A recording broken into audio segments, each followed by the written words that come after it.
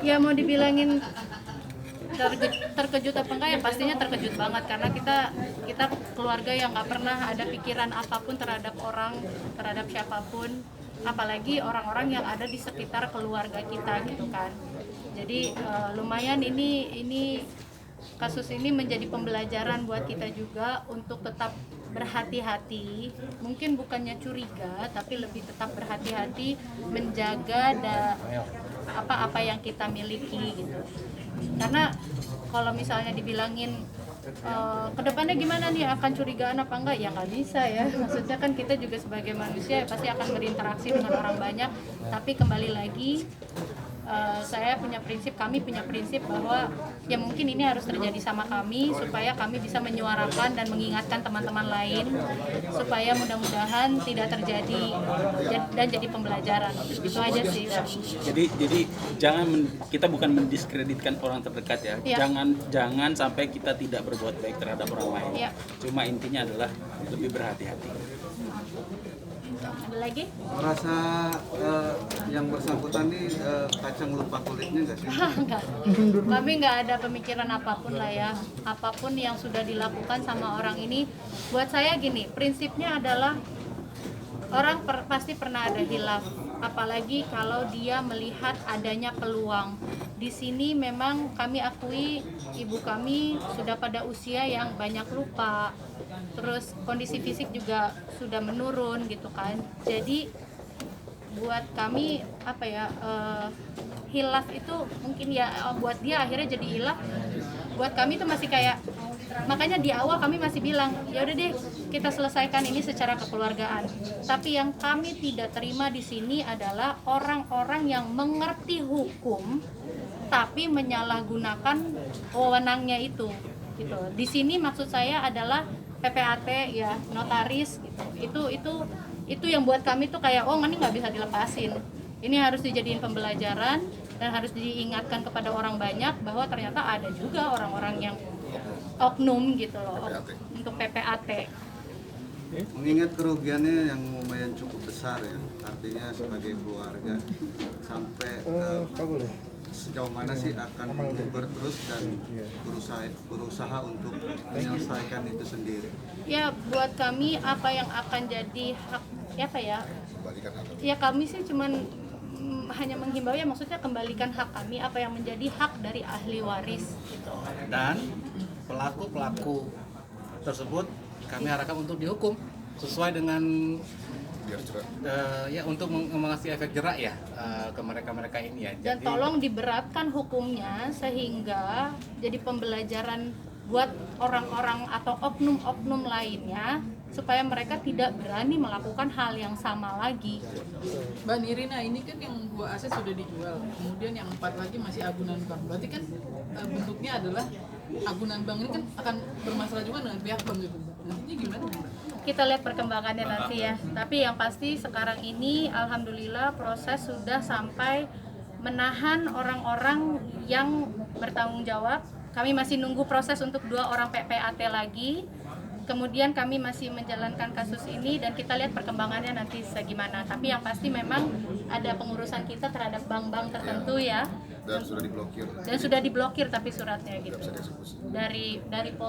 Dari Polda telah memblokir sertifikat. Jadi kalaupun ada eksekusi dari bank, hal itu tidak bisa dilaksanakan oleh bank. Ya. Mbak Nirina, berarti awalnya yang 6 sertifikat itu semuanya atas nama ibu?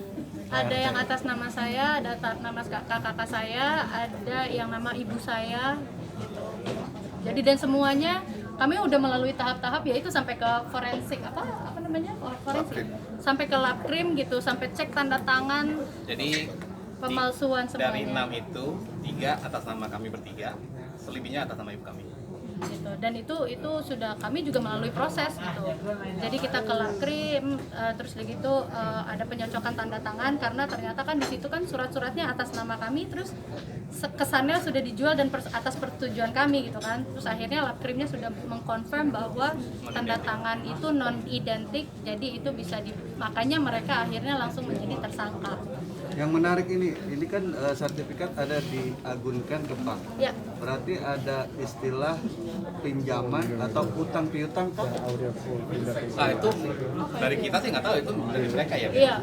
Tapi ya Iya, jadi dari Setahu. ya jadi Riri sertifikat itu atas nama dijadikan menjadi atas nama tersangka Riri, kemudian sama tersangka Riri diagunkan ke bank, perolehlah cairlah sejumlah fasilitas kredit. Berarti ada utang piutang di situ. Ada utang piutang, tapi antara Riri dengan pihak bank menggunakan tanah Nirina. Gitu.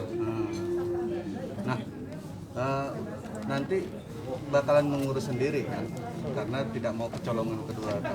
iya. Nah, tantangannya seperti apa nih? Terlebih ada utang piutangnya juga. Itu mungkin kita belum mendalami lagi ya. Nanti kan kita juga bakal ada pembicaraan selanjutnya. Ya itu yang belum kedepannya akan kami lakukan ini. Ya intinya pokoknya kami nanti targetnya adalah tanah itu kembali ke dalam keadaan seperti semula. Mau itu nanti Riri tebus sendiri, mau dari Farida tebus sendiri, itu urusan bakal. Yang penting bagi keluarga Nirina, tanah itu nanti kembali seperti semula, itu aja. Dan dimudahkan untuk dikembalikan kepada hak ahli waris. Amin. Amin. Ya, itu aja Amin. lah. Mbak Nirina, kalau ayah sendiri gimana sih dengan Bapak saya ya itu tadi, kenapa saya di sini tuh personal banget ya gitu. Bapak saya sekarang kondisinya sedang di rumah sakit. Beliau baru terkena stroke. Jadi kembali lagi ini jadi pribadi gitu buat kami sekeluarga tuh. Jadi kayak udahlah yuk kita selesaikan masalah ini. Bapak saya ya udah sekarang kita hanya menjalani apa yang sekarang sedang kami hadapi. Masalah ini kita hadapi, insya Allah kita selesaikan dan mudah-mudahan dipermudah gitu aja. Berarti maksudnya pas sejak ibu meninggal, ayah nggak tahu tentang Tahu. Akhirnya dari kami Dan beliau sudah menyerahkan kepada kami untuk menyelesaikan masalah ini. Proses ini sudah kasih tahu sama Sudah, kami selalu update. Sudah, tapi ya responnya kurang menyenangkan. Maksudnya kan saya juga sebenarnya dari awal tadinya nggak pengen gitu ya terlalu melibatkan bapak saya yang sudah 82 tahun gitu kan, karena kami menghindari kondisi fisik atau kesehatan yang menjadi mengganggu gitu. Tapi akhirnya kami sepintas kami tetap ceritakan, bapak juga sudah menyerahkan, ya udah kalian jalankan selesaikan.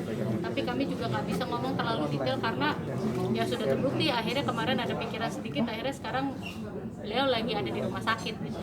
Makanya kembali lagi, semoga apa yang terjadi sama kami ini menjadi pembelajaran dan semoga para oknum-oknum lainnya tidak berkeliaran lagi, karena sekarang lagi banyak sekali saya ketahui kasus ini sedang terjadi.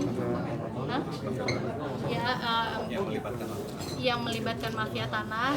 Jadi semoga ini menjadi pembelajaran dan berwaspadalah dengan aset yang kita miliki. Ini bakalan jadi kalau berguna jalan terus ya. Kan secara kayaknya masih terus nanti itu sampai Mas Fanda juga banyak kerjaan di Sepak ini bakal jadi pikiran Sejauh ini ya ini pasti akan menjadi pikiran kami semua. Sudah ya yang saya katakan tadi, ibu saya sudah 2 tahun meninggal dan buat kami pun juga pasti masih belum plong gitu, karena kan tahu bahwa waktu terakhir ibu saya meninggal itu meninggalkan nota-nota yang sangat membuktikan bahwa ternyata banyak banget pikiran yang ada di kepala ibu saya gitu. Jadi buat saya sekarang ini udah kita jalankan yang terbaik, kita hadapi dan mudah-mudahan selesai dan bantu kawal kasus kami ini, semoga memberikan efek jera kepada orang-orang yang melakukannya.